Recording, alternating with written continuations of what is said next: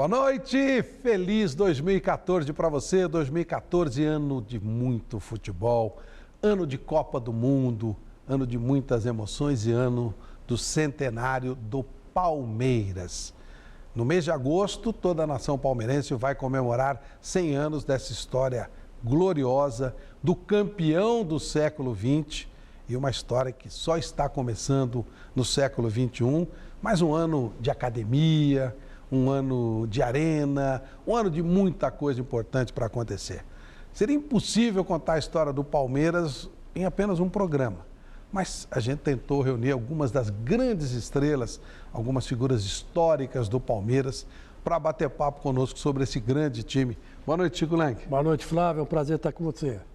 Olha, nós temos algumas das grandes estrelas do Palmeiras aqui e eu vou começar falando deles que um veio de Bangu, outro veio de Araraquara. Mas incrível, os dois, um parece que tem o sobrenome do outro, né? E os dois giraram o sobrenome do Palmeiras. Claro que eu estou falando de Dudu e Ademir. É impossível você falar do Palmeiras sem falar em Dudu e Ademir. Que dupla fantástica é essa. Momentos de muita história, de muita glória passaram por José Carlos Brunoro, que continua trabalhando no Palmeiras agora, mas a histórica Parmalat também vai passar por essas lembranças de 100 anos de Palmeiras. E neste time estava o goleiro Sérgio, de tantas histórias, de um tabu muito importante, da conquista da Libertadores, tem muita coisa legal. E para nos ajudar a amarrar essa história, o historiador do Palmeiras, o Fernando Galupo, que tem tanta coisa bonita escrita pelo Palmeiras e que vai nos ajudar nessa noite especial do futebol e especial do Palmeiras. Rápido intervalo, já nós começaremos a falar um pouquinho, homenagear um pouquinho da grande sociedade esportiva Palmeiras, 100 anos de grandes histórias. Voltamos já.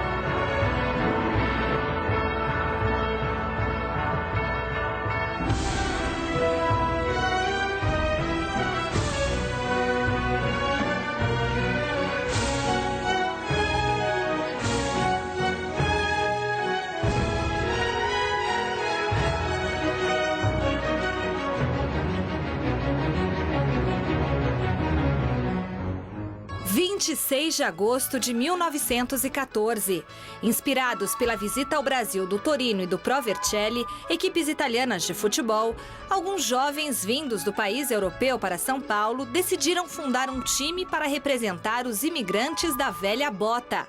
Nascia ali o Palestra Itália, primeira equipe de origem italiana da capital e que logo no ano seguinte à fundação conquistou o primeiro dos títulos que lhe deram o apelido de campeão do século XX, a Taça Savoia. Em 1920, o sonho dos garotos operários virou realidade de gente de time grande, com a compra do Parque Antártica, onde o Palestra já mandava jogos desde 1917. Com o próprio dinheiro, nas décadas seguintes, o clube construiu o estádio que foi a casa dele por quase um século. Em 1942, com a Itália aliada à Alemanha nazista durante a Segunda Guerra Mundial, o Palestra sofreu pressão política e foi obrigado a mudar de nome, primeiro para a Palestra de São Paulo e depois para a Sociedade Esportiva Palmeiras. E a estreia do novo nome foi com o título paulista, no episódio que ficou conhecido como Arrancada Heróica. Contra o rival São Paulo, no Pacaembu, os jogadores entraram em campo com uma bandeira brasileira e trouxeram a torcida para o lado do Palmeiras. Apoiado, o time venceu por 3-1 e viu os adversários irem embora do estádio no intervalo, ficando a taça com a equipe do Parque Antártica. O clube dos italianos era agora definitivamente brasileiro. Nos anos seguintes, o Palmeiras confirmou ser uma grande potência do futebol nacional, com muitos títulos. Em 51 veio a Copa Rio, que resgatou a autoestima dos brasileiros, ainda traumatizados com a perda da Copa do Mundo no ano anterior.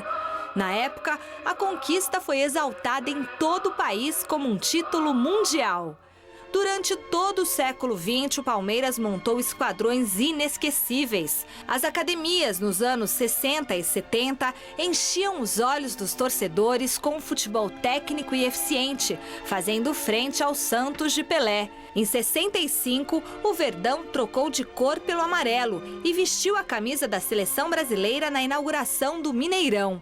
A vitória por 3-0 marcou o nome da sociedade esportiva na história do estádio. Os anos 80 não ficaram na memória dos palmeirenses, mas, em compensação, a era Parmalat, na década de 90, trouxe grandes estrelas e encerrou o jejum de títulos do clube. O Palmeiras vencia quase tudo que disputava. Com o fim da parceria no início do novo século, veio o primeiro rebaixamento. O Verdão subiu na bola e, de volta à elite, alternou altos e baixos. Em 2012, novo rebaixamento e retorno à primeira divisão no ano seguinte.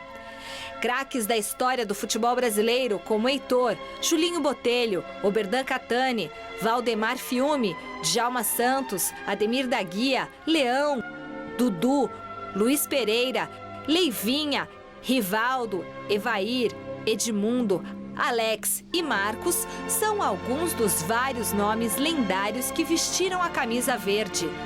Os títulos em 100 anos de existência não são poucos. Os principais foram conquistados pelo time de futebol, embora o Palmeiras tenha destaque também em outras modalidades. Entre os grandes troféus, 22 estaduais, 13 títulos nacionais, uma Libertadores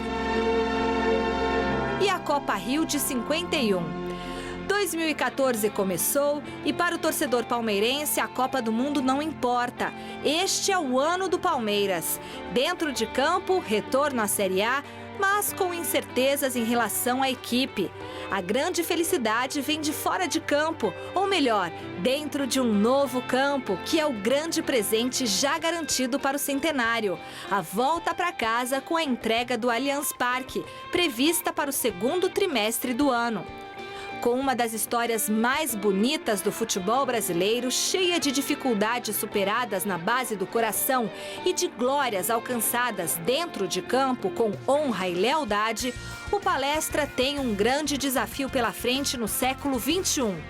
Se precisou de 86 anos para ser o campeão do século XX, o Palmeiras tem o mesmo tempo até o fim deste século para repetir a façanha. Os palmeirenses não têm dúvidas de que isso é possível. Parabéns, Palmeiras, pelos 100 anos enaltecendo o futebol brasileiro.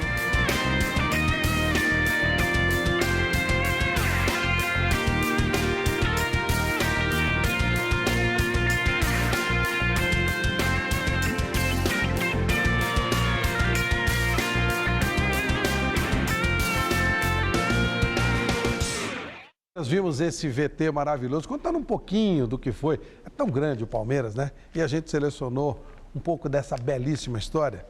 Fernando Galupo, você como historiador do Palmeiras, tem algum momento que te chama mais a atenção? Se você pudesse escolher um momento de tanta história mágica que a gente viu um pouquinho aí, tem um em especial para você?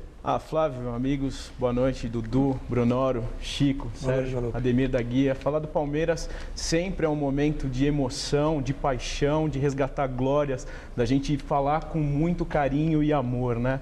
Eu digo que um momento ápice, né, que talvez nós nem aqui estaríamos para começar a conversar sobre 100 anos, seria aquele jogo épico da mudança de nome em 1942, né, no abençoado dia 20 de setembro de 42, aonde morria o líder Palestra Itália e nascia a Sociedade Esportiva Palmeiras. Acho que ali é um momento chave, porque sem dúvida alguma, revisitando os arquivos da Sociedade Esportiva Palmeiras, a gente nota que aquela partida, se tivesse um desfecho diferente de uma conquista palestrina, muito possivelmente mudaria toda essa história e talvez o Palmeiras e o Palestra poderia ter interrompido toda essa sua saga gloriosa, né? Mas se formos escolher os recortes, aí são inúmeros, né? Você tem os anos 30, onde a afirmação do Palestra Itália, né, do plano patrimonial com a consolidação do primeiro estádio de concreto armado, o estádio Palestra Itália, depois a afirmação esportiva com o tricampeonato de 32, 33 e 34, os anos 40, grande rivalidade com o São Paulo Futebol Clube, nos anos 50, a conquista do campeonato mundial e das 5 coroas, depois dos anos 60, nada melhor aqui, anos 60 e anos 70, aqui com a dupla Dudu e Ademir, né, a consolidação das duas academias de futebol, né, um hiato nos anos 80, porque não dá para ganhar sempre, depois dos anos 90, na figura do Sérgio e do Brunoro, que consolidaram realmente e resgataram toda essa história com brilhantismo, né, com um trabalho competente de formar aquelas seleções que dominou durante década o futebol brasileiro paulista e com a coroação de uma conquista de Libertadores. Então são alguns extratos na história palestrina palmeirense, diríamos assim, que nos orgulham e que nos enchem de paixão. Cada geração tem seu momento especial, né? Eu, como um filho da fila, né, da geração do leite, não tenho como não negar o grande jogo do dia 12 de junho de 93, o 4-0. O Sérgio estava lá. O Sérgio, um protagonista, o Brunoro, que, né, um mentor intelectual na formatação desse elenco, junto com todos os pares. Quer dizer, então, para nós, em especial, vivencialmente, foi meu primeiro título de estádio, né? Mas ainda garoto, né, saboreando das histórias do meu avô, do meu pai, o que essa dupla, Dudu e Ademir, deixou de legado com o seu futebol mágico e encantador. Bem a propósito disso, um carioca, filho de um craque. É muito difícil, né, ter um pai craque e um filho craque. Aqui nós tivemos fenômenos. Domingos da Guia, aqueles que viram, dizem, era um fenômeno. Ademir da Guia eu tive a felicidade de ver. Não era à toa que era chamado de divino. Era demais mesmo, era impressionante. Ademir, você nasceu no Rio, mas hoje você não só é um paulistano, como você reside sempre ali perto do Palmeiras e tal. Quando você saiu lá de Bangu, você imaginou que a tua vida ia mudar tanto, que você viraria símbolo de um time de São Paulo? Jamais, né? Jamais. Eu nasci em 1942, então já nasci num ano assim que foi muito bom. Mas comecei a jogar no Bangu, joguei 2 anos no infantil, joguei 1 ano no juvenil e 1 ano no profissional, mas ainda estava assim jogando mais no aspirante. E quando o Palmeiras me contratou, sabia que vinha para uma grande equipe, porque o Bangu era uma equipe média, né? E que as dificuldades seriam imensas, mas jamais poderia ter noção de que eu pudesse fazer o que eu fiz, é claro que com os colegas, né? Porque a nossa equipe, a grande equipe que nós tivemos, nós tínhamos muitos craques. E, na verdade, o Dudu foi um companheiro inseparável, né? Éramos totalmente diferentes, mas a gente se dava certinho. Então, eu acho que foi isso que, na verdade, me ajudou a conseguir aonde eu pude chegar, né? Ô, Dudu, como é que, sendo tão diferentes, vocês deram tão certo? É engraçado, né? Eu vim de Araraquara, era um jogador, assim, um tanto meio explosivo, vivia a partida, era, como se diz, combativo, marcava, falava muito dentro de campo e acabei me dando certo com o Ademir. Tanto é que a gente fomos jogando. Um dia eu cheguei para ele e falei, pô, Ademir, você já pensou? Já fazem quase 10 anos que a gente joga junto, pô. Fazia quase 10 anos. Você vê que foi uma coisa natural, assim, que foi nascendo, né? Que eu tinha jogado uma vez só contra ele em Araraquara, que eles foram jogar Palmeiras foi jogar lá. Você marcou ele? Marquei. Olha só. Marcou e me chutou também. Só que deram um lateral lá, não lembro se foi o Geraldo Scotto ou o Ferrari, deu um lateral para ele, passou a mão na bola e saiu correndo, foi lá e fez o gol. E eu corri atrás dele correndo, não consegui pegar ele. Isso que era lento. Ele era lento. Que lento, hein, Chico? Nossa. É uma coisa engraçada, né, da gente lembrar, né? Porque todo mundo dizia que o Ademir da Guia não ia para a seleção porque ele tinha aquelas passadas, aquela cadência e que não cabia, que a seleção tinha que ter um jogador mais rápido. Mas eu me lembro muito bem que o Dudu e o Ademir da Guia fizeram jogos históricos, né? Juntos, né? Talvez o maior deles, aí agora vocês me ajudam na memória aqui, tenha sido 5-0 no Santos, no Parque Antártica, né? Foi 64. Foi 64. Final do ano. Final do ano. Esse jogo, eu estava no Parque Antártica. Pelé jogou todo mundo? Jogou todo mundo. Opa. Jogou todo mundo. Durval, Coutinho, Pelé e Pepe. E eles meteram 5-0. Eu me lembro bem que naquele dia, naquela semana na Pompeia, que eu sou da Pompeia, né? E a Pompeia quase toda torcia para o Palmeiras. Eu que era o filho, a ovelha negra, e torcia para o Corinthians. Mas a semana inteira se passou falando do jogo. E o Santos do Pelé vem aí. Quanto vai ser? Vai ser 7-0 para o Santos, vai ser 3-0, 4-0. E eu falei, não, vai ganhar o Palmeiras. Os caras, tá puxando o saco. Eu falei, não, eu acho que vai ganhar, porque não tem como perder. Bom, resultado, a Pompeia inteira foi no jogo. Não cabia mais ninguém, acho que tinha 40 mil pessoas no Parque Antártico, me lembro bem. Passou pela televisão exatamente por causa do excesso de público que lotou o estádio. E o Palmeiras deu um show de bola. Meteu 5-0 no Santos.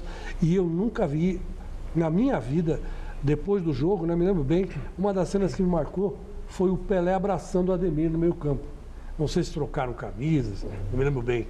Você está lembrado, Ademir? Lembro desse jogo, uma coisa extraordinária. Ganhar do Santos, ainda mais com esse placar, foi espetacular. Porque uma coisa que é bom que se diga, porque o Dudu e o Ademir da Guia eram os cérebros desse time do Palmeiras. Vamos dizer assim, das duas academias, né? Depois da segunda, né? Mais da segunda do que da primeira. Mas era o cérebro. E nesse dia, foi aí que o Palmeiras matou o Santos, né? No meio campo, no toque de bola, né? E foi um negócio fantástico, porque o Palmeiras da academia tinha a mania de fazer 1-0 e tocar a bola, segurar, e o adversário ficava doido, né? Não sabia o que fazer. Mas tem o 7-6, que é da primeira academia. É verdade. Tem o supercampeonato. Tem o supercampeonato. Aliás, nasceu a primeira academia no supercampeonato, Com certeza. Ali a formatação daquele elenco começou em 58, né? Com a aquisição do Valdir de Moraes e do Chinesinho, que vieram do Sul, né? Do Renner, né? Depois, o Delfino Facchino, o presidente à época, trouxe o Djalma Santos, que já era uma sumidade na lateral direita, repatriou o Jolinho Botelho graças à venda do Mazzola, né? Foi uma das maiores somas de dinheiro em termos de transação para um jogador da Europa naquela ocasião. Então deu para formar um time espetacular, né? Trouxe o Oswaldo Brandão de volta, quer dizer, então montou-se a espinha dorsal do que viria a ser o jogo da academia, né? Um conceito de jogo do Palmeiras a partir de 58, que culminou com aquele campeonato espetacular de 1959, um super campeonato em que Palmeiras e Santos terminaram empatados, o Santos com Jair da Rosa Pinto, Pagão, Pelé no início, Del Vecchio, Laércio no gol, uma seleção, né? Enfim, já com imposição, o Santos montando um grande time para ganhar tudo já naquela sequência, e o Palmeiras em 3 Pelé jogos... já campeão do mundo. Com certeza. Pelé já campeão do mundo. Com Foi começo dos anos 60. Exato. Tinha 19 Exato. Já no início dele, mas já sendo um grande jogador, né? Mas amparado ali por jogadores, por craques, né? Por craques. É um grande time do Santos. Mas uma coisa até que eu gostaria de colocar e questionar, porque o conceito da academia, ele passa num eixo central do meio de campo do Palmeiras histórico, né? Nos anos 20, nos anos 30, nos anos 40, e o Dudu e o Ademir tiveram uma missão muito, diríamos assim, inglória, entre aspas, no sentido de ser o sucessor de Zequinha e Chinesinho, né? Porque se você pegar o conceito, até olhando os registros, né? Por exemplo, primeiro título do Palmeiras, 1920. o registro do relato do jogo dizia-se que o Palmeiras fez um jogo para parar o Paulistano. O Paulistano era uma potência, vinha de 4 títulos seguidos, era aquele time mágico, chamado como glorioso, ganhou tudo, ninguém conseguia parar ele. Frederich e companhia. Né? Já era um time consagrado, era a base do time que foi campeão sul-americano, primeiro título da seleção brasileira. Então, em 1920, tem um confronto Palestra e Paulistano que para a cidade. Né? E no relato do jogo, o Palmeiras ganha por 2-1 num jogo de desempate, num jogo épico. E ali já dizia que o Palmeiras conseguiu parar o jogo do Paulistano através do passing game, num jogo de se fazer academia. Como o Chico falou, de troca de passe. Troca de passe. Então tá na essência, tá no DNA do Palmeiras isso. E a construção dessas equipes dali em diante é muito curioso, porque a gente fazendo um cruzamento histórico, a gente vê muito forte um eixo central, né? Então nos anos 20 você tinha um grande cabeça de área, que era um organizador defensivo, assim como era o Dudu. E um grande meia articulador, que era o plano ofensivo, o cérebro do time. Então, era o corpo e a alma. Né? Nos anos 20, você detecta isso muito bem com o ministro, né, que chegou a ser a seleção. Depois, na defesa, você tinha ali Pigali, que também participou da seleção brasileira em 1919. Depois, nos anos 30, você vai ver Ministrinho como o eixo organizador do sistema ofensivo do Palmeiras, e você vê atrás um Serafini, que depois veio jogar na Itália, na Lazio, naquele primeiro êxodo dos primeiros tempos do profissionalismo. Nos anos 40, você pega Valdemar Filme e Lima. Depois, o time campeão das 5 coroas e do campeonato mundial, Luiz Villa e Jair da Rosa Pinto. Zequinha Chinesinho, até passar por Dudu e Ademir. Depois um hiato nos anos 80, nos anos 90, Brunoro e todos que fizeram parte daquela composição montaram o eixo novamente. César Sampaio e Mazinho, que depois resgatou o título do Brasil que nós ganhamos há mais de 20 anos. Ou seja, que foi as peças ali que movimentavam o Palmeiras, né? Outro exemplo mais recente, para ficar mais vivo, né? Que todos debateram a respeito disso, a última conquista em 2012. Qual que foi a grande mudança do Filipão para que o Palmeiras tivesse a estabilidade e ganhasse a Copa do Brasil? A colocação do Henrique na cabeça de área para dar o equilíbrio defensivo, que é o que faltava àquele time, e o Valdívia comandando no plano ofensivo. Então, consciente ou inconscientemente, você perpassa mais ou menos por esse caminho na história do Palmeiras. Sérgio, para você, o maior jogo com a camisa do Palmeiras foi o da quebra do tabu, 12 de junho de 92? 92 ou 93? 93. Sem dúvida. Para mim, é o começo, né? Estava participando daquele campeonato, uma infelicidade do Veloso, machucou a mão no 4º jogo do Campeonato Paulista e eu tinha começado minha carreira em 92 como profissional e estava vindo numa crescente muito boa. E tanto é que quando ele machucou, né, até tivemos uma reunião, fui chamado, foi engraçado que eu fui chamado para uma reunião, o Brunoro é testemunha disso, o Brunoro, o Vanderlei e o Zé Mário. E foi engraçado assim, você tem a oportunidade, né? Se você não for bem, nós vamos ter que contratar. Porque eu era o prata da casa, o Veloso machucado, o César machucado. E aí o Zé Mário até falou, não, ele está aqui treinando, já faz 1 ano e meio, ele vai dar conta. Então, tudo para mim era novidade. Quando eu entrei, fui jogando, fui ganhando, a estreia contra o Santos, Ponte Preta, enfim. Comecei a ganhar prêmios como melhor jogador, até chegar esse bendito jogo, onde eu falei comigo assim, pô, estou jogando, vou ser responsável aqui, eu estou subindo agora. Né, passou Veloso, passou Zete, passou Ivan, enfim, vários goleiros de uma capacidade incrível e eu estava ali no lugar certo, na hora certa. Então eu diria que eu fui abençoado por Deus por estar esperando a minha oportunidade. E aquele era o momento. E eu fui feliz de estar naquela equipe, naquela seleção. Né? Eu acho que eu fui ajudado, sem dúvida, não só pela diretoria, Brunoro, enfim. Eu conquistei a confiança da equipe, de toda a torcida. Com alguns defeitos, lógico que era tudo para mim era novidade, né? Então você vai tendo alguns percursos que você acaba errando, então eu tive muita tranquilidade, muita paciência até chegar nesse momento. E graças a Deus foi um jogo assim onde eu diria que ficou marcado na minha vida, onde eu vou, as pessoas reconhecem o título, 17 anos depois, eu fui o goleiro que fui campeão. Então, graças a Deus eu estava ali no lugar certo na hora certa e com certeza para mim foi o melhor jogo da minha vida. Brunoro, e o Palmeiras também tem o privilégio de ter feito a maior parceria da história do futebol brasileiro. Dá para fazer outro igual? E fala um pouquinho, como é que foi essa Parmalat Palmeiras? Bom, acho que invertendo, acho que dá para fazer outro igual. Acho que as empresas, se tivessem coragem, daria para fazer igual. Acho que é um modelo muito factível para o futebol, né? Muito factível. A construção desse projeto foi uma coisa inédita, porque o Palmeiras ele queria ter um elenco bom, porque 17, 18 anos sem ganhar. Tinha algumas pessoas do Palmeiras ligadas à Parmalat. A Parmalat tinha um time na Itália e estava começando a fazer aquisições no Brasil. E a Parmalat sempre acreditou no esporte como meio de divulgação mundialmente. Então resolveram pegar esse projeto do Palmeiras e falar, bom, vamos fazer uma coisa parecida com a Itália. E o começo foi difícil, porque a Parmalat ela nunca fez nenhum projeto em que ela não participasse da gestão em nenhum esporte.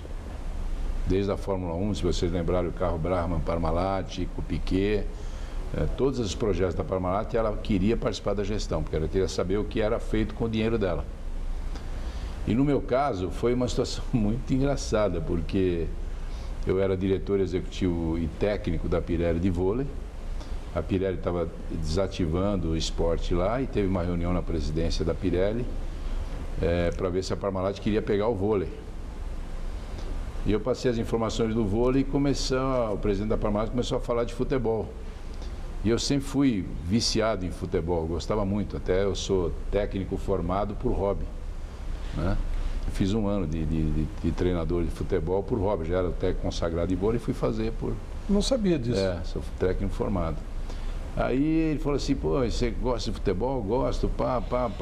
E aí no dia seguinte ele me chamou na Parmalat, falou para Pirelli, ó, eu posso continuar esse assunto lá na Parmalat, tal. Aí eu achei que ele ia pegar o time de vôlei. O seu Grisende falou, ó, eu estou procurando um executivo aqui para tocar o projeto, eu não tenho noção disso. Você já é executivo na Pirelli, cuida de todos os esportes lá e tem um prestígio aqui, eu estou precisando, senão eu vou buscar um executivo italiano, né? Eu falei, poxa, estava saindo da Pirelli já, eu achava que esse modelo de ter um diretor executivo era uma coisa que poderia até ajudar o esporte, né, de uma maneira diferente. E como ajudou, né? Aí eu falei, me dá uma sala aí para mim pensar. Ele falou, uma sala? Eu falei, em 2 horas eu te resolvo isso. Aí em 2 horas eu pensei, passou um filme na minha cabeça e tal, eu falei, pô, acho que é isso mesmo. E aceitei, né? E aí nós montamos um projeto em que seria totalmente inédito, uma empresa participar da gestão junto com o clube. Aí nós resolvemos chamar de cogestão, porque aí não mexia com os estatutos do clube, né? E foi um sucesso realmente. O Palmeiras e a Parmalat estipularam objetivos de quem era quem no projeto. Eu era o executivo da empresa. A gente tinha uma diretoria de estatutários também, que era o Tipulo, o Serafim e o Strufaldi. E na época era o Faquina, depois veio o Mustafa. E foi realmente um período diferente, né? Porque nós colocamos uma visão empresarial dentro do futebol, uma visão de marketing dentro do futebol. E aí começamos a trazer jogadores, que também tudo os melhores jogadores, mas tinham vários jogadores que eram jogadores de potencial. Edmundo, Sérgio, Edilson, Roberto Carlos. Só que na minha concepção, até de ter sido um ex-treinador, eu sempre gostei de uma coisa que um grande técnico de vôlei falava. O time ideal ele tem que ter 2 jovens, 2 médios veteranos e 2 veteranos, né? E eu achava que um time de futebol também devia ter os jovens, o médio veterano e o veterano, né? E no Palmeiras, quando nós começamos a trazer os jogadores, eu falei para a Parmalat, ó, nós temos que trazer jogadores que já venceram, porque a gente está com a autoestima muito baixa, né? 17 anos sem ganhar, então a gente precisava de jogador que tivesse já tido perfil de campeão. Tanto é que em 92 nós saímos de 13º lugar no Paulista para ser vice-campeão. Nós trouxemos o Mazinho, o Zinho, ressuscitamos o Evair, o César, todo mundo, quer dizer, já tinha um grupo que já tinha esse perfil de vencedor. Rivaldo, né? Depois o Rivaldo foi uma outra etapa. É uma outra safra. É outra safra.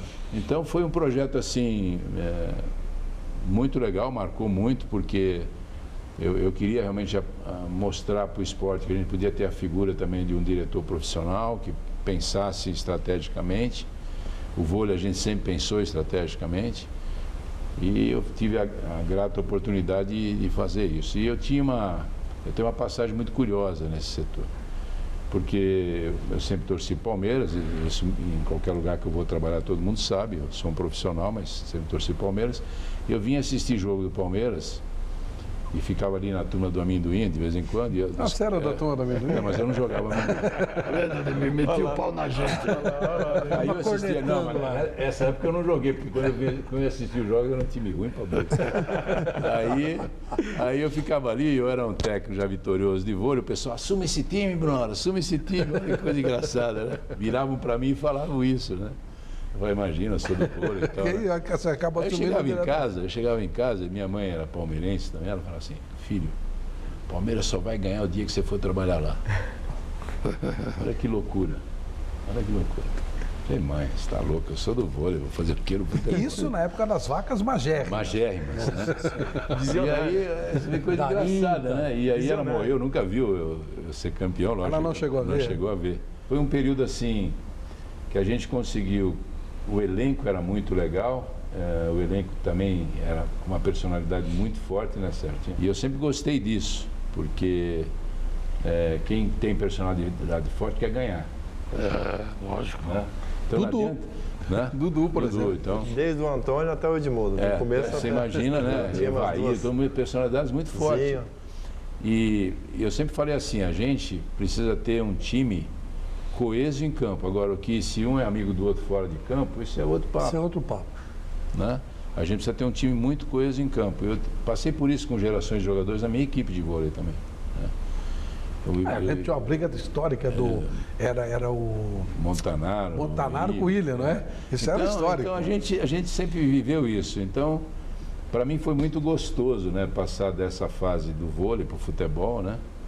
E foi também difícil, porque o começo, imagina eu pedir 3 meses para fazer um planejamento. Em 3 meses em futebol, os caras queriam me matar. Acabou o campeonato.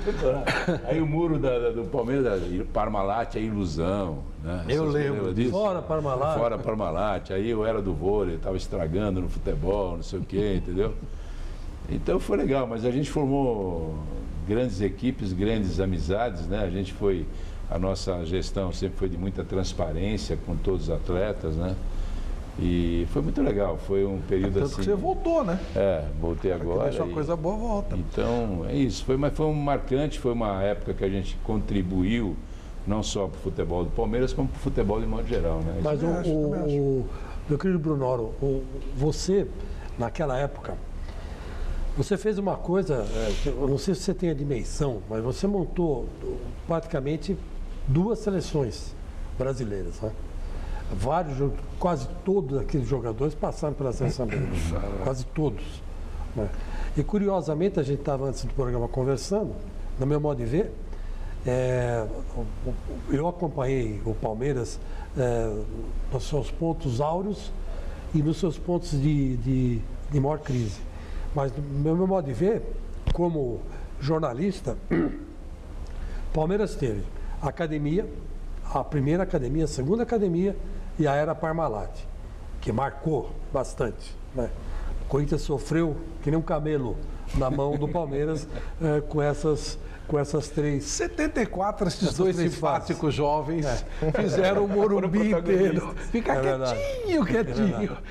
É verdade. Na conquista do título que não veio. E você sabe que uma coisa, Dudu e Ademir da Guia, o Dudu falou há pouco que vocês se entrosaram naturalmente.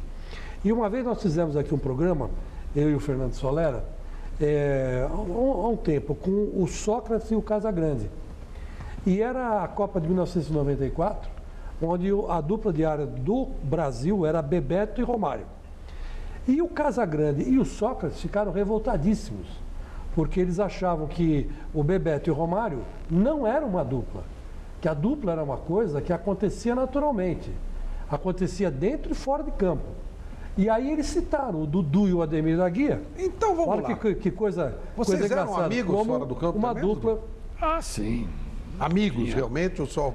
Não assim de toda hora estou na casa dele, ele está na minha casa. Não isso, mas a gente tem uma identificação natural, né? É difícil assim explicar. Teve alguma A gente briga se entre dava vocês bem. alguma vez? Não, Briga não. Alguma vez? Não, o Dudu era uma pessoa que ele ajudava todos os jogadores. Ele tinha alguma coisa assim já da religião dele, então ele ajudava todos nós. Por exemplo, o César, que era um pouco mais rebelde, então ele dava um conselho para o César, ainda que o César não aceitava conselho nenhum. Difícil. Mas ele Dar conselho para o César era uma missão difícil. Então Pior que não aceitava. ajudava muito o Edu e o Ney, então eu conversava muito com ele. Então ele era uma pessoa que nos orientava muito. Isso aí ele tem até hoje. Então ele é uma pessoa assim que... Eu fazia imposto de renda da moçada, né? Ah, Então, é? levava eles fazia para comprar tudo. apartamento, mesmo É verdade. carro, para ser cuidado, comprar carro, vamos lá, eu vou junto com vocês. que legal. Então eu que fazia legal. mais ou menos isso aí, né? Esse aspecto a gente não sabe. Porque eu vim do interior, quando eu cheguei aqui eu também tive essa dificuldade. E a maioria deles também vinham do interior. Então eu procurava ajudar, aluguel de casa, comprar uma casa, um apartamento. Não, Era Só o cara ser contador enganado. também. O Dudu era contador. Se formou, Eu sou contador, formado. né? Então por isso você tinha facilidade de fazer Tinha imposto de renda. facilidade, tinha. Ah, entendi. Ô, Ademir, e o divino? O teu pai era divino, e claro, filho de divino, divino é. Mas como é que começou o divino no Palmeiras? Então, o meu pai, quando jogou no Uruguai, meu filho falou, pai é Uruguai I, tem o I no final, né? Então, ele jogou um ano lá e ele ganhou esse apelido de Divino Mestre. Uhum. E em 61, quando eu cheguei aqui no Palmeiras, os jornais colocaram que o Palmeiras tinha contratado o filho do Divino Mestre. Então foi por isso que ficou o Divino. E depois de muito tempo, uma revista colocou que eu tinha herdado o Divino, mas não tinha herdado o Mestre. O Mestre não conseguia herdar, então foi só o Divino. Aí eu fiquei muito contente. Bom, tá bom, o Divino está muito bom. Então, na verdade, o apelido é do meu pai. É verdade, mas você, esse apelido caiu muito bem em você. Eu, graças a Deus, consegui jogar 16 anos no Palmeiras e a nossa época foi de muitos craques.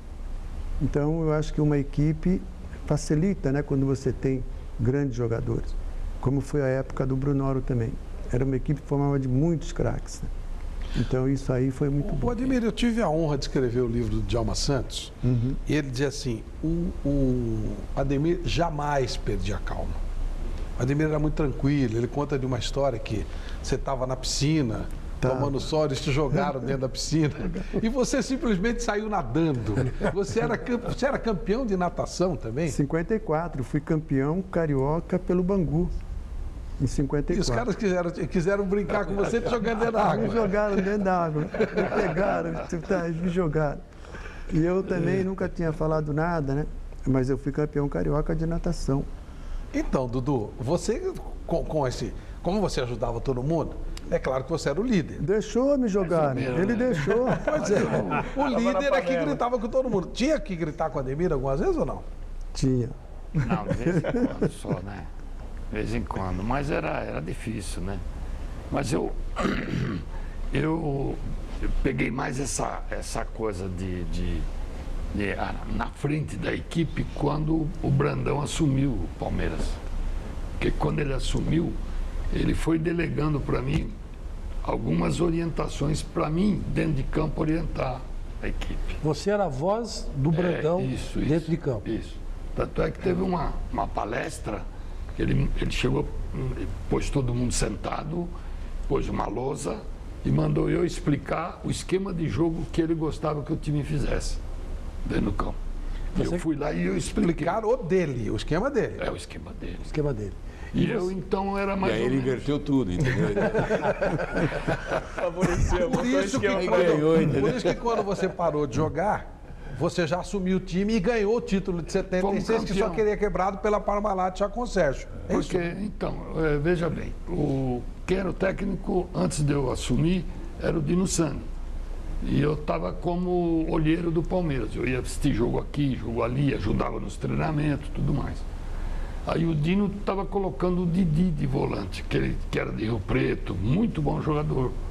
Só que o Didi e o Ademir eram os dois, jogavam soltos. Ninguém se preocupava em cobrir, ninguém se preocupava em marcar. Quando eu assumi, eu botei o Pires ali, porque não tinha outro jogador que eu sabia dentro do plantel. Eu peguei o Pires dos juniores, que estava o seu Godet, que era o treinador. Porque eu também cheguei a treinar os juniores. Aí quando eu botei o Pires, eu mandei o Pires fazer aquilo que eu fazia. E o Pires já sabia mais ou menos. E aí, então aí ficou fácil, dali nós fomos campeão. E uma equipe modesta, simples, né? Vamos fazer um rápido intervalo, estamos homenageando o Palmeiras 100 anos de histórias.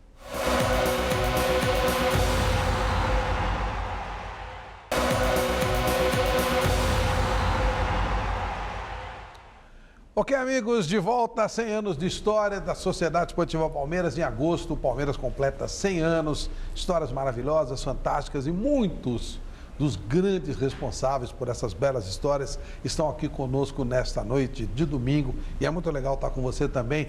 Mais uma vez, um grande 2014, ano de centenário do Palmeiras, ano de Copa do Mundo, ano de inauguração da Arena Palestra. Muita coisa legal acontecendo. Chico Lenk.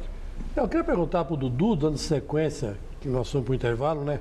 Dudu, é o seguinte, você, eu me lembro bem, marcava naquela época sozinho, né? Os ataques adversários. Era aquele limpador de para-brisa na cabeça da área, mas ia para frente e fazia seus gols também. Então, como é que você vê essa mudança? Até você, como tem uma belíssima noção tática de jogo até hoje, como é que você vê essa mudança de um volante para dois volantes no futebol brasileiro? Isso te chocou um pouco no começo? Não chocou. Acontece que o futebol, de tempos em tempos, ele vai se modificando. Essa época era o 4-2-4. 4-2-4. Os laterais, eles iam até a risca do meio de campo. Praticamente dali eles não passavam. Lateral era lateral, ponta era ponta. Lateral era lateral, ponta era ponta. Então isso ficava mais fácil para mim cobrir um lateral aqui, porque a bola é uma só. Então, quando ela estava do lado direito, e nós atacávamos pelo lado direito, eu já me dirigia pelo setor direito. Já ficava por aquele setor. Quando o adversário ia dar o contra-ataque, eu já estava em cima. Estava lá em cima.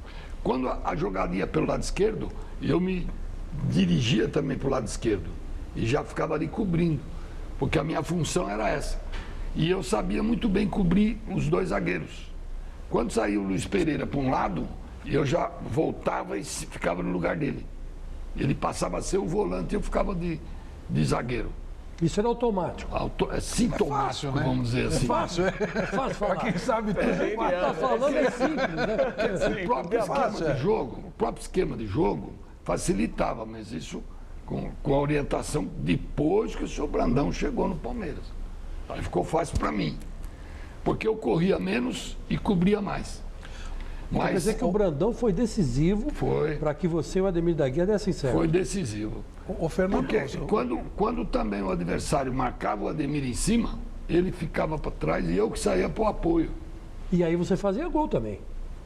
Era alguns. De vez em quando. Fernando Galo, não muito. O grande Oswaldo Brandão, técnico da primeira academia, por exemplo, campeoníssimo em todos os lugares, ele foi jogador e foi volante, é isso? Pois é, Flávio. Você vê como não tem nada por acaso, né? Não tem coincidência, né? Você vê essa afinidade que o Dudu e o Brandão, né? Como o Dudu descreveu, como eles tinham. O Brandão, nos anos 40, ele foi um grande médio, que era volante na época, que era a função do Dudu. E em 44 ele teve uma lesão no joelho. E naquela época não tinha todo esse aparato. Não tinha médico. Não tinha médico, não tinha como fazer a cirurgia. Ele foi desenganado, ele teve que interromper a carreira. A diretoria do Palestra, até sabedor de todas as 44 já 44 Palmeiras. já Palmeiras. Já Palmeiras, é. E sabedor de toda a sua liderança, ele já era um líder, né? Já tinha uma leitura num plano técnico e tático, convidou ele para ser treinador. E já no primeiro ano ele foi campeão, como treinador. Né? Saiu como a carreira mais ou menos do Dudu. Ele começou como técnico no Palmeiras, exemplo que aconteceu com o Dudu. Começou como técnico do Palmeiras. Ele veio do Rio Grande do Sul, atuava no Rio Grande do Sul, né? Ele é gaúcho, atuava no Rio Grande do Sul, veio para o Palmeiras, né? Teve essa lesão, era o médio volante daquela equipe de 44, né? Jogou com o Oberdan, com o Turcão, com o Caieira, aquele time fantástico, né? E era pegador também. Pegador, gaúcho, viril. Era o cão de guarda. Chegar junto. Era o cão de guarda. Não tem conversa, menino. Vai lá. Era o cão de guarda. E você vê como a história ela tem, né, as suas repetições conscientes e inconscientes, né? Como o Dudu, que teve que parar por uma lesão e automaticamente já assumir como treinador, foi o que aconteceu com o Brandão. Ô, Fernando, o Nelson Rodrigues, ele dizia o seguinte, que muita gente fala em acaso, mas as pessoas não percebem como o acaso é inteligente. Pois é. Ele sabe muito bem o que ele faz. Ele sabe muito bem o que ele faz. Por isso que o Ademir foi cair no Palmeiras, para encontrar com o Dudu. Foram coisas do acaso. Ademir, Verdade. há um tabu. E eu, quando tentei puxar e tal pela memória, talvez eu lembre uma ou duas vezes de tê-lo visto cabecear. Tanto que você levantava a perna aqui quase no peito para dominar a bola, aquela bola dura, apesar de você preferir levantar, parecia um bailarino, uma coisa maravilhosa. Verdade. Você não gostava de cabecear mesmo? Não, é que eu não sabia realmente cabecear. Eu fiz alguns gols de cabeça, acho que quanto, Dudu? 4, 5? 2. Só 2? Mas eu não tinha, assim, esse dom de cabecear e nem de subir também. Não conseguia, assim, subir muito, não. Então, para mim, era complicado cabecear. Eu sempre falava pro Dudu, quando a bola vem alta, cabeceia você, toca para mim.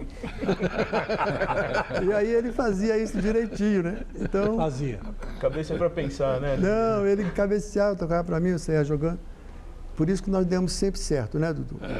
Eu gostava de jogar com o Servilho. O Servilho era grandão. Nossa, E eu, quando cabeceava bem. apertava eu tocava meio alta e deixava ele distribuía de cabeça. ele Agora, fazia o tinha pivô, muito- né, também. Tinha muito do apertou, joga no bolão, né? Que a pessoa chamava o Ademir de bolão. Tinha muito isso também. Verdade. Apertou, joga no bolão. Porque...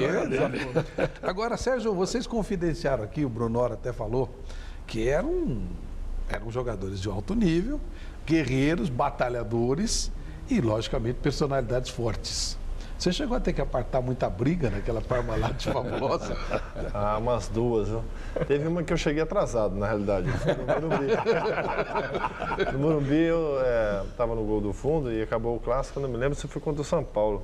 Até que o Antônio Carlos brigou com o Edmundo, saiu na porrada os dois. Mas o César Sampaio conta essa história dizendo o seguinte, que todo mundo chegou atrasado, mas estava todo mundo com o saco cheio do Edmundo, então foi bem devagarzinho. Deixaram o povo comer. Eu cheguei, inclusive, quem estava apartando, acho que foi o Zé Mário, o treinador de goleiro, que ele era muito, né? Era forte pra caramba. Nossa. E aí ele já enfrentei. Aí depois tivemos um outro jogo que foi interessante. Lá em Recife foi o Palmeiras contra o Náutico. Não sei se você lembra, Bruno. Que aí de novo o Antônio começou a brigar com o Edmundo lá na frente, primeiro tempo. E aí acabamos tomando um gol. Eu estava na reserva desse jogo, o Veloso estava jogando.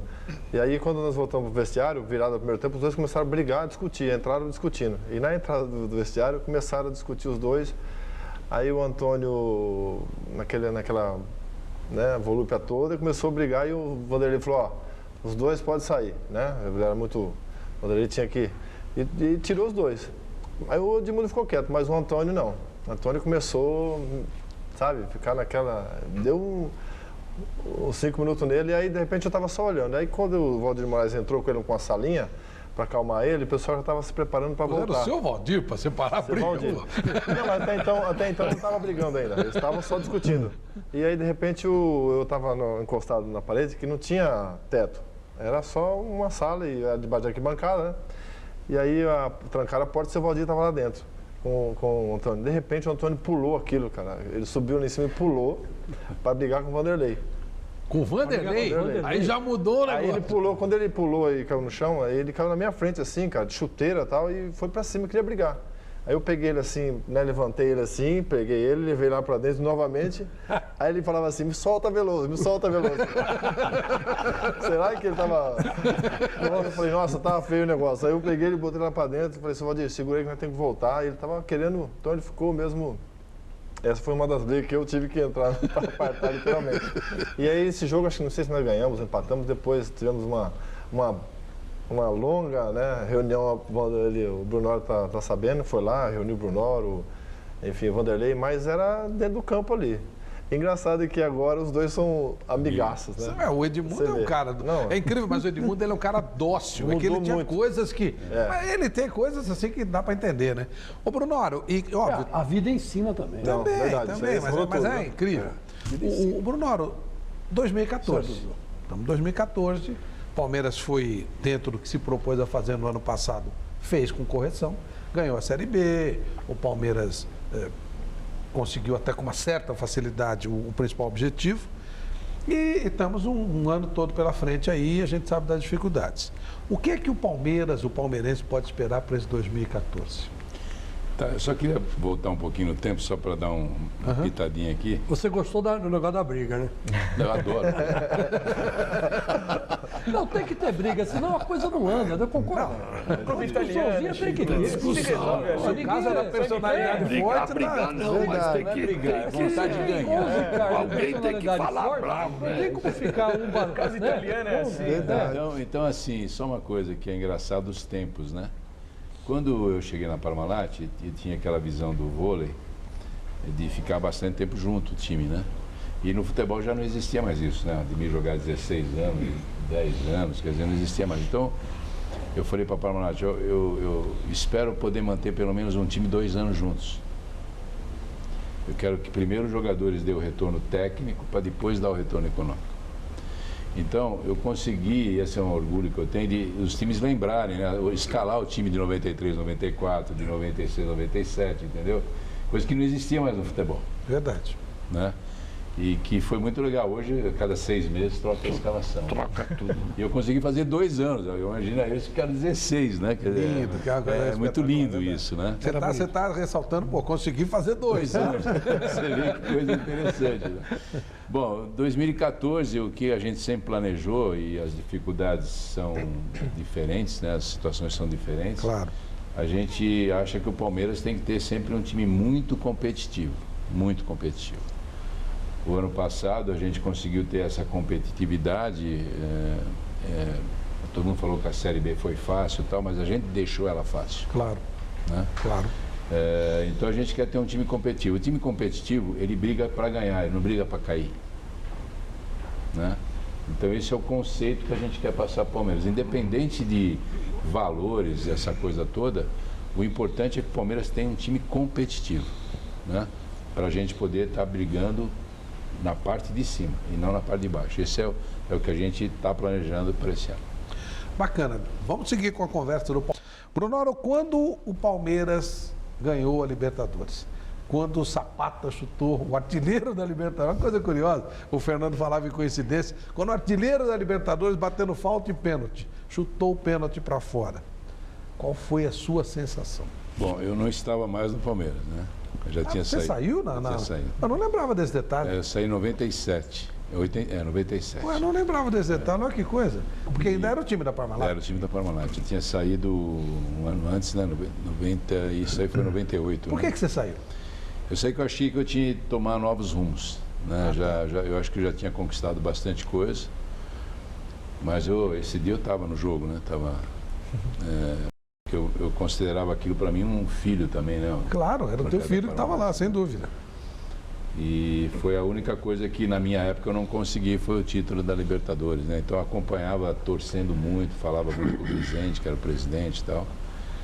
E eu saí, achei que era o momento de sair e montar a minha própria empresa, que eu estava com uma projeção muito grande, não via no mercado nenhuma empresa de gestão, tinha muita coisa de marketing, mas não de gestão. E também eu passei uns anos sabáticos assim na Fórmula 1, fiquei 5 anos na Fórmula 1. Foi. Com o Pedro Paulo Diniz, eu queria até aprimorar meu grau de profissionalismo, uma série de coisas. E acho que eu consegui uma vivência muito grande que para mim somaria muitas coisas, né? Mas foi emocionante aquele título, bastante emocionante. E torci muito e acho que era uma coisa que a Parmalat queria muito, Era o título da Libertadores. A gente queria, quando assumiu, ser campeão de tudo, né? Mas faltava aquele negocinho, o Grisende era até doentio o negócio dele de ser campeão mundial, né? E como o Grisende foi a pessoa que acreditou muito em mim, na Parmalat, que era o presidente, né? Então eu torci também muito para que isso acontecesse, para que a Parmalat, junto com o Palmeiras, né, pudesse passar essa mensagem mundialmente. Porque o projeto foi tão legal, né, dessa união, e que a gente era matéria de revista no mundo todo. Porque o futebol brasileiro conseguiu passar por uma profissionalização. Porque quando eu cheguei no Palmeiras, eu achei tão estranho assim, vai ser o primeiro trabalho profissional no futebol. Eu falei, mas a única modalidade profissional no país é o futebol? Como é que vai ser? E o pior é que é verdade mesmo. Eu falei, mas que coisa estranha, né? Que todas as outras modalidades eram amadoras, o futebol era o único que era profissional. Depois falam dos nossos patrícios, né? Coisa maluca, né? Eu falei, coisa maluca isso, né? Eu falei, mas como é que vai ser o único trabalho profissional no futebol? Se o futebol era a única profissional, né? Então, era uma coisa bem legal e uma coisa que ficou muito clara, né, que eu acho que foi o sucesso da parceria, é assim, a Parmalat, a gente montou um projeto que, quando houvesse divergência, valeria a opinião do Palmeiras. Do Palmeiras? Do Palmeiras. Porque eu falei assim, a Parmalat, ela está no Palmeiras, ela não é o Palmeiras. Né? O Palmeiras é muito E chegou grande. a acontecer isso? Chegou várias vezes. Então, valia sempre a do Palmeiras. Porque eles são os donos da marca, não é a Parmalat, né? O clube é muito maior que todos nós. Conta, por exemplo, uma divergência assim que precisou ir para o tribunal de apelação, vamos dizer assim. Contratações.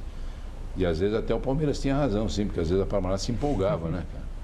Queria isso, queria aquilo, e o próprio Palmeiras, não, acho que é muita coisa, a gente não tem também, até com a preocupação de amanhã a Parmalat sair, né?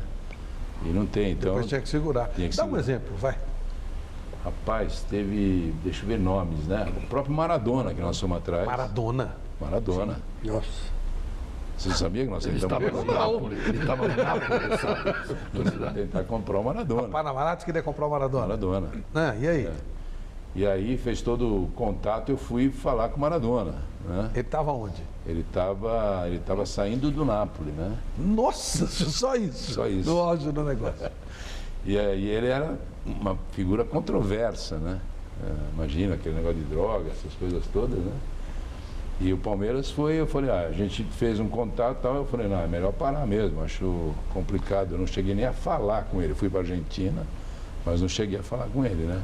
Mas todos os contatos já tinham sido feitos, né? E eu acho que o Palmeiras tinha total razão nisso, né? Mas o Palmeiras é que brecou. O Palmeiras falou, a gente não concorda, né?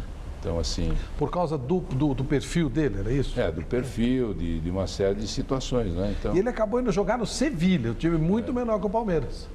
Na verdade... Só um detalhe, uma questão na minha época, né? O Edilson, como é que... Lógico que eu lembro que ele chegou no Palmeiras, ele acho que do Tanabia, não sei se é isso. Ele era do Tanabia e foi pro Guarani. Isso. Aí foi você da Parmalat que foram buscar o Palmeiras? Só sei que ele chegou e foi uma das... Fomos nós. Muito bom jogador que nos ajudou muito. Foi até engraçado, porque contra o Palmeiras pelo Guarani, ele acabou com o Palmeiras. Acabou com o Palmeiras. Lá em Campinas, lembra? E o seu Grisende falou assim, eu quero aquele neguinho, Não, Bruno, eu lembro disso que eu estava do lado de um amigo São Paulino e a gente estava viajando e aí veio a notícia de que o Palmeiras, porque tem uma conversa, era assim, o Palmeiras vai contratar ou Edilson ou Edmundo, né? Um dos dois. Quem veio primeiro? Veio Edmundo, né? O Edmundo primeiro. O Edmundo veio em 92 já, final de 92, não foi? Não, 93, comecinho, né?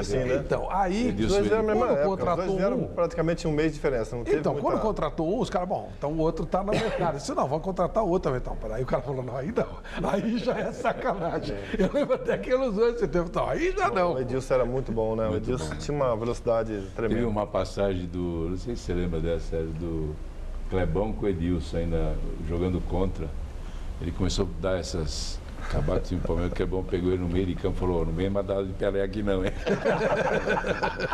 Deu nele no meio de campo, falou, meu, nem dá essa de Pelé aqui não. Parava, né? Aqui Igual essa do Maradona, o Brunoro pode confirmar, teve o Renato Gaúcho também, né? O Palmeiras, a Parmalat queria. Antes do Edmundo, o alvo era o Renato Gaúcho. Isso aí. Logo no início. Mas teve muita coisa que o Palmeiras, acertadamente, hein?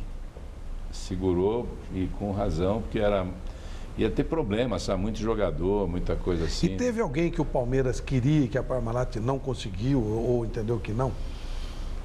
Rapaz, acho que não. O Chips já está meio gasto. Mas era assim, era muito legal essa relação, porque... Era o seu Serafim Del Grande, o homem o de Serafim, diabo. o Strufaldo e o Tipulo, né? Só que assim, as compras, naquela época era mais fácil porque tinha o passe. Não era direitos econômicos, era o passe, né? Então as compras... Antes da Lei Pelé. Antes da Lei Pelé. Então a gente fazia assim, olha, estipulamos um nome. Aí o Palmeiras tinha um teto salarial. O Palmeiras. Então, às vezes tinha alguns jogadores que para vir teria que ser um pouco acima do teto. Então essa sintonia que foi muito legal. A gente também estipulou um teto para Parmalat. Para que não estipulasse... Senão estourava, né? Senão o Sérgio ia ficar muito bravo. Eu naquela época só ganhava no Palmeiras. Mas o que o Bruno está falando é verdade. Tinha um jogador que recebia pelo Palmeiras e pela Parmalat. Então tinha essa... Tinha esse equilíbrio. Tanto é que nós perdemos, por exemplo, o Miller, antes da Copa do Brasil, nós perdemos a Copa do Brasil para o Cruzeiro. Porque acabou o contrato dele por uma mudança de data da CBF. A Copa do Brasil era para ser numa data e houve uma mudança. Final. E aí ele acabou o contrato. E o São Paulo veio em cima com uma proposta muito acima dos 2 tetos. Ô, louco. Nossa. E aí eu falei, ele falou, você não vai me pagar? Eu falei, não, amigo, eu não vou fugir do nosso teto, até porque depois eu vou ter que aumentar todo mundo e tal. Ele tinha um teto para jogadores de seleção também, entendeu? E ele não era de seleção, né? Na época. Né? Era um jogador a nível de seleção, mas não era de seleção. Sim. Né? Então ele foi porque a gente achou que não podia fugir desse tipo de coisa. Quer dizer, loucura tinha limites. Tinha, também. Total. E tem muita lenda também, que a Parmalat pagava, não sei o que e tal. Mas o que a gente era que a gente pagava em dia, né, Sérgio? Então o salário... Nunca atrasou. O mês tinha realmente 30 dias, né? Então, além de você receber o salário em dia, tinha passar no meio de semana, você podia pegar 2 caixas de leite para Amaral. Amaral sempre no primeiro da fila. Amaral era o primeiro. Ô Fernando, uma coisa que eu queria que você nos ajudasse a lembrar, o Palmeiras homenageou, aliás, parabéns, né, no ano passado, com uma camisa a seleção brasileira Palmeiras, no segundo jogo do Mineirão. Você lembra o time que jogou? Meu Deus do céu. Tem 2 lendas vivas aqui que estavam presentes, né? Mas a base foi no dia 7 de setembro de 65, né? Torneio de inauguração do Mineirão. Né? O presidente à época do Palmeiras era o Delfino Facchina, muito amigo do governador do estado de Minas Gerais, né? Até o próprio nome do estádio, né? Magalhães Pinto. Que era pai do Carlos Facchina. Exato. Né? Era depois, Delfino era tio do Carlos Facchina. Tio do Carlos Facchina. E que teve também toda essa relação com a Parmalat nos anos 90. Né? Mas aquele time fantástico. O Uruguai já todo dono de uma tradição, né? Já vindo de conquistas mundiais. Até então era a maior seleção em termos de conquistas. E coube ao Palmeiras ser um dos convidados a representar a CBD. Tem um bastidor muito interessante, porque em 51, na disputa da Copa Rio do Campeonato Mundial Interclubes, o Palmeiras, naquela ocasião, através dos seus diretores, né, do seu Ferruccio Sandoli e Mário Frugiueli, eles quiseram naquela partida, até para vingar o Maracanaço, jogar com a camiseta do Brasil, amarela. Então eles consultaram a CBD. Por ser uma competição da CBD com a anuência da FIFA, eles não permitiram. Então o Palmeiras jogou em 51 com a camiseta do Brasil e se vocês verem, notarem um detalhe, com uma bandeira do Brasil naquela final contra a Juventus de Turim. Então, como uma Jogou de amarelo, então? Não, na final de 51 não teve anuência, jogou com a camiseta do Palmeiras, mas com um brasão bordado da bandeira nacional. E aí, nesse jogo do Mineirão... E uma contrapartida, 14 anos depois, foi esse time fantástico, né? Começava com Valdir Joaquim de Moraes no gol, Djalma Santos, Djalma Dias, Valdemar Carabina, Ferrari, Dudu, Ademir, depois você tinha o Servilho, Tupã e Rinaldo. Acho que esqueci de alguém. O técnico Filpo Nunes, Botelho, o primeiro... Julinho Botelho. Julinho Botelho. E o Julinho Botelho. Jogou o Conde Germano. Entraram no segundo tempo, entrou o Picasso, o Germano, rodou todo o time. Rodou todo o time. Né? E o técnico, que é sui generis, o argentino Filpo Nunes, né? O único estrangeiro a dirigir a seleção brasileira. A comandar. Né? E tem um bastidor muito interessante, porque até o Dudu e o Ademir podem confirmar, porque existia aquela época de cortar o treinador da foto oficial, né? E ele se postou justamente sabendo, né, da lucidez histórica. Se enfiou no meio. Se enfiou no meio para marcar. Não tem como cortar. Exatamente. Então coube a honra, né? Lógico. Não gostava de aparecer. Quase nada, né? Ademir, como é que era o Filpo Nunes? Que foi uma figura importante. A gente já falou do Brandão, foi um técnico fantástico, o Filpo Nunes era um técnico amigo. Eu adorava o Filpo, ele era muito brincalhão e ele tinha algumas coisas assim que ele inovava, né? Por exemplo, a gente tinha uma saída, treinávamos uma saída que tinha a número 1 e a número 2. A número 1 tocava para o Servilho e lançava o Djalma, e o Djalma lançava. Tanto que o Gildo fez o gol mais rápido lá no Maracanã, numa saída em que nós treinávamos bastante. O Djalma é o Dias ou o Santos? O Santos. O Santos. Tocava o centroavante para o meia para o lateral, e o lateral lançava essa bola para o Gildo. Tanto que o Armando Marques, ele estava de costa para o Gildo. E quando lançou e o Gildo fez o gol, até hoje ele disse que o Gildo estava na frente. Ele falou, acho que você não estava no seu campo, acho que você estava na frente. O Gildo era muito veloz, né? Muito veloz, mas o Gildo estava no campo dele. Então o Filpo tinha esse tipo de coisa. Ou seja, ele entendia de futebol, não era só folclore. Entendia, sim, entendia. Passava mais coisa pro Dudu também. Como é que era? Capitão. Mas entendia? Não, ele entendia. Acho que ele foi jogador. Ele queria 2 toques só na bola, 1 toque, 2 toques, 1 toque, 2 toques. Era mais rápido o jogo com ele. Aquela coisa de inverter ponta, né? Botar o ponta da direita à esquerda, bater de pé trocado, que se falava, tudo coisa dele. Isso. A gente treinava tudo isso. Treinava tipo de coisa. Isso aí. E ele inovava que o seguinte, terminava o jogo, depois, na terça-feira, ele pegava a gente, reunia, dava nota para mim, para ele dava nota? Dava nota para gente e tal. Eu ganhava nota 8. Comentando, mas assim, uma conversa sem ser ofensiva, sem ser para denegrir. Ele não denegria ninguém. Mas tinha nota baixa. Às vezes, não. O pessoal brigava com ele. Menino Dudu, nota 8. Aí o Dudu gostava. Menino Ademir tirava que nota, médio? 8, 8,5. 10 não? Não, eles não deixavam tirar 10. Eu levava 10. Ademir não levava 10? Eu errava um passe, pronto, não tinha mais jeito. Que coisa. Isso influenciava. Isso porque... incentivava vocês? Sim, porque é uma coisa meio nova, a gente não estava acostumado. Então, o plantel nosso era muito bom, né? Essas brincadeiras entrosam, né? Então, ele chegou, ele uniu bem o plantel, entendeu? Isso faz diferença, né? Faz diferença. Acabava o jogo, a gente jogava no Rio, né? Depois vinha de ônibus para São Paulo. Parava no meio do caminho, numa churrascaria, ia jantar. Meninos, cada um pode tomar uma cerveja. Só uma, hein? Quem não tomava, dava pro outro que tomava. Bom, mas estava dentro do projeto. Eu não bebia, né? O Ademir não bebia. Então, o outro pegava a minha cerveja e tomava. Aí depois a gente vinha tudo dormindo no ônibus e tal. Tudo dormindo numa boa. E o Brandão, Ademir?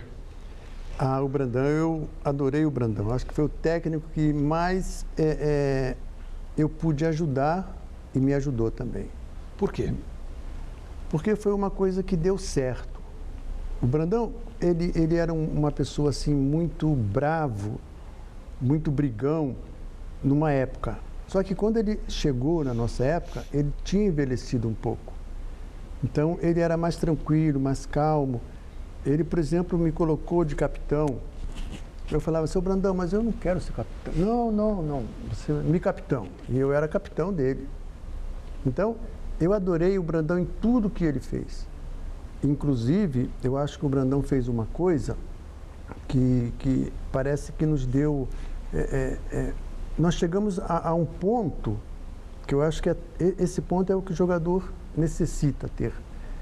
Num jogo no Maracanã, não sei se era contra o Vasco, contra o Flamengo, não sei. Nós chegamos do vestiário, não sei se o Dudu lembra disso, ele mandou nós sentarmos o vestiário bem amplo, nós sentarmos todos nas cadeiras, assim, né? E ele disse assim, olha, hoje eu não vou falar nada. Vou subir, vou assistir. Lá de cima. Lá de cima. E no primeiro tempo eu venho aqui. Se precisar, eu falo alguma coisa.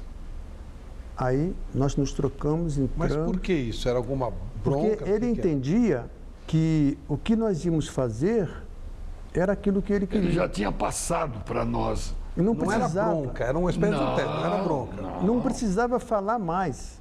Nada. E nós fomos lá, nós jogamos. Quando nós retornamos, sentamos, ele falou, ó, não vou falar nada. E não falou nada. Subiu, nós fomos lá, ganhamos o jogo. Ganharam o jogo. Então, eu acho que isso aí é o mais importante que o técnico... Porque hoje você confiança que ele tinha na gente, uma confiança, porque começa o jogo, o técnico já começa a gritar com o jogador. A bola nem chegou. E a nossa equipe, ela não necessitava desse tipo de coisa. Então, eu acho que nós chegamos no topo, porque o técnico não precisava passar nada. Isso é incrível, né? Incrível. Maravilhoso. Mas é engraçado, né? Porque você pega essa época, isso é um gesto bem significativo no âmbito psicológico, né? Também. Agora, vocês são tão bons que vocês não precisam de mim. Agora, Ele o era cara nessa psicólogo época maravilhoso. pensar nisso, né? Não é com o cara pensar nisso. Ele deixava a Ele era um psicólogo responsabilidade para o maravilhoso. É jogador. isso aí. Porque eu sempre digo assim, dependendo do time, eu fui treinador há 20 anos de vôlei, né? Você tem um time que às vezes você precisa ser muito treinador, que tem muitas deficiências. Você precisa treinar muito. Precisa ensinar tudo, né? Tem time que você precisa dar condição física, montar o esquema tático e administrar a cabeça. Né? Porque os caras já sabem jogar, né? Quer dizer, você dá a condição física, o esquema tático e administrar a cabeça. Né? Então o técnico precisa saber ter esse discernimento, né? E hoje você tem ferramentas para ter esse discernimento, para estudar e tal, né? Você pode ter um psicólogo que te ajuda a fazer isso, mas naquela época não. Quer dizer, o cara que já pensa assim, ele estava acima do tempo, né? Não, e ele está tão à frente do tempo histórico que ele introduz, né, o preparador de goleiro. Né? Ele Que é o seu Valdir, né? Ele que alça o seu Valdir de Moraes. E o Oswaldo Brandão, ele consegue ser unanimidade nos dois maiores, né, rivais aqui de São Paulo, no Que é Palmeiras e no inacreditável. Corinthians. Ele é o maior campeão. Ele foi bicampeão no São Paulo, Pois foi é, bicampeão fez no trabalhos Palmeiras, belíssimos. bicampeão, foi no Corinthians. Não, no Corinthians depois de 23 anos. Exato, tirou o Corinthians da fila. 77, né? Tirou o Corinthians da fila. Ele era o técnico em 74, quando o Palmeiras não deixou o Corinthians quebrar o tabu? Sem dúvida. Quer dizer, ele segurou o tabu, ele ganhou segurou o tabu. 54, ele Exato. era o técnico do Corinthians em 54, Exato. aí ele não Saiu. deixou quebrar o tabu em 74 e foi quebrar em 77. Exato. Ô Sérgio, para a gente voltar a tocar um pouquinho no grande momento do Palmeiras, na Libertadores, você começou a campanha da Libertadores e no meio dela veio o Marcos, é isso, né? Ou era o Veloso? Não, foi o Gato Fernandes. Gato Fernandes. Eu fui campeão paulista, Rio São Paulo e brasileiro. Aí no ano de 94 nós fomos para a Libertadores, já com Copa do Brasil, acho que paulista também. E eu jogando todos esses jogos, acabei não indo muito bem na Libertadores. No jogo de lá contra o Boca Juniors eu fui expulso pela primeira vez. Uma infantilidade, uma situação onde nós estávamos perdendo. E aí eu fui pegar uma bola, o cara jogou por cima de mim, eu fui dar um empurrão nele assim, mas aí aquela história toda, né? Fui expulso e já estava num momento meio de cobrança, aí o Gato Fernandes foi contratado, porque o Veloso não voltou, né? O Veloso foi embora, e aí ficou eu, o Gato Fernandes e o Marcos. Aí o Gato Fernandes começou a jogar, jogou essa Libertadores, e ele jogou a segunda, após a classificação da primeira fase, o Gato Fernandes jogou a segunda, o mata-mata.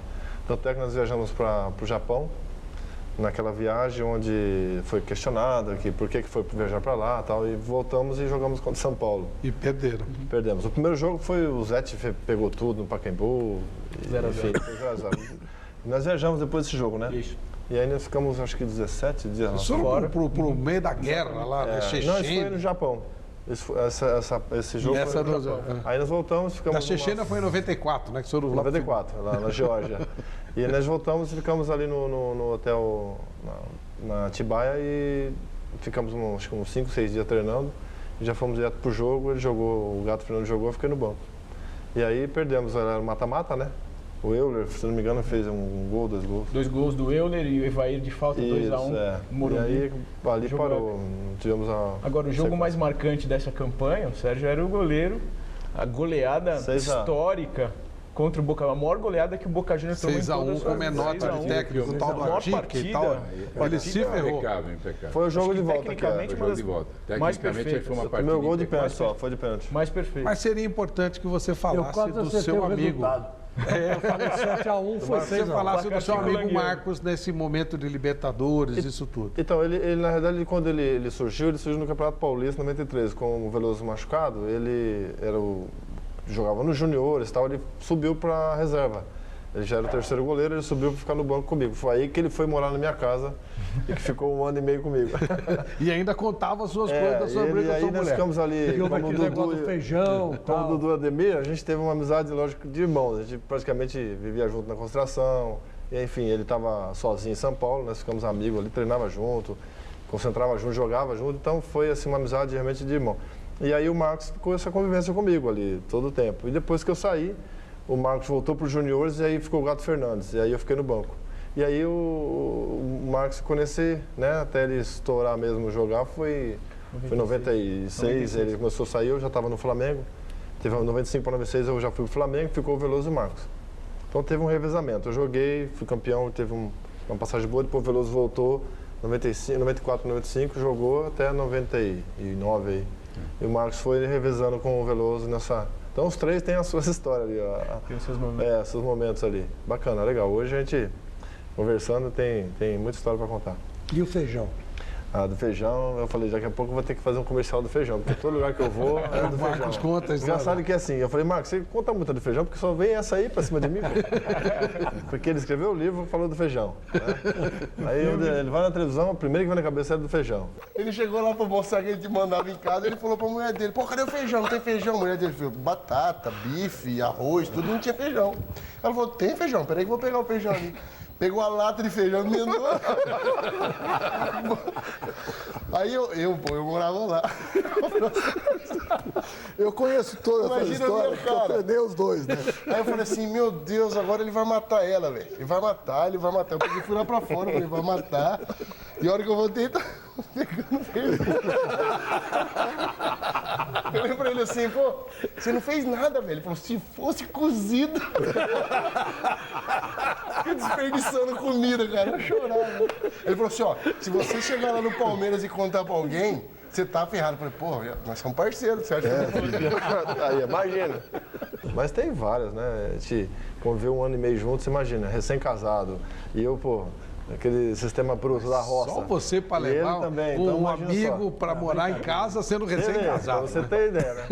Mas aí é que fala, o Marcão estava morando debaixo da arquibancada, em 92, não tinha, 93 não tinha aquela estrutura toda, o CT. E, meu, eu jogava, ia lá conversar com ele e a gente saía junto. E por incrível que pareça, Sérgio, aí eu falei, vamos jantar na minha sogra, que eu recém-casado, tem 3 meses de casado.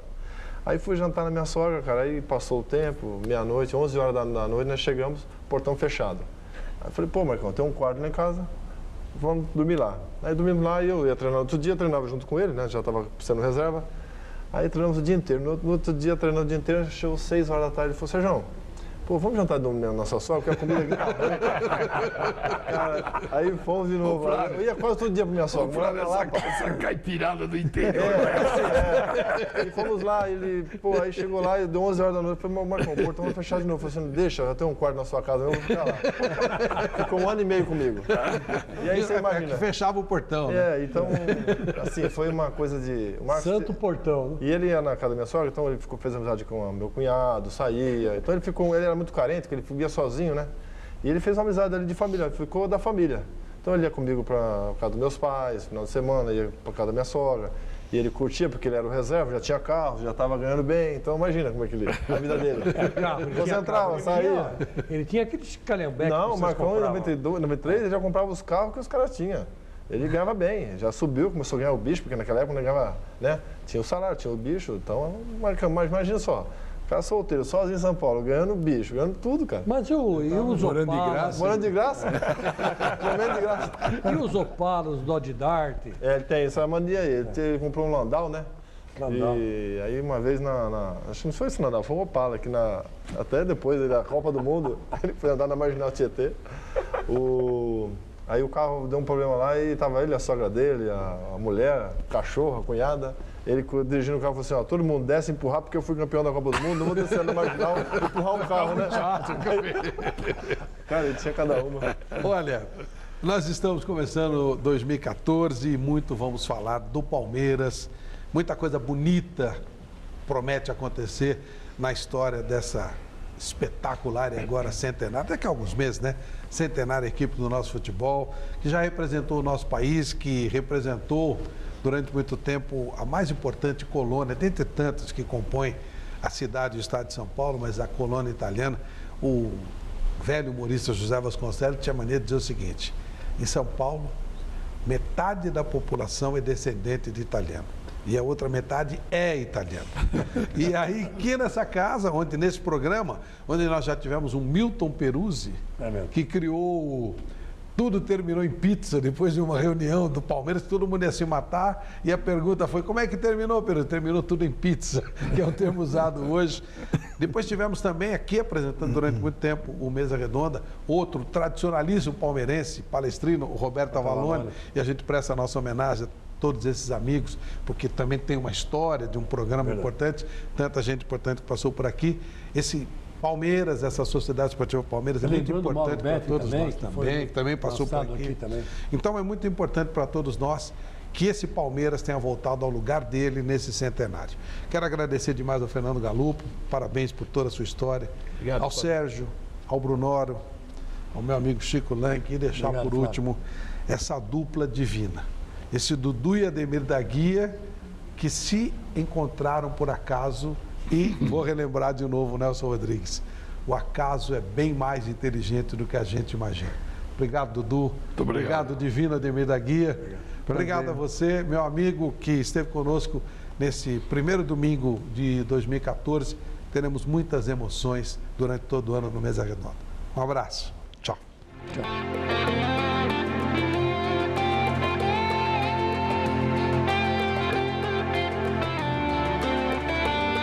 Descubra como são produzidos os efeitos especiais no cinema e na televisão com o Vem Comigo.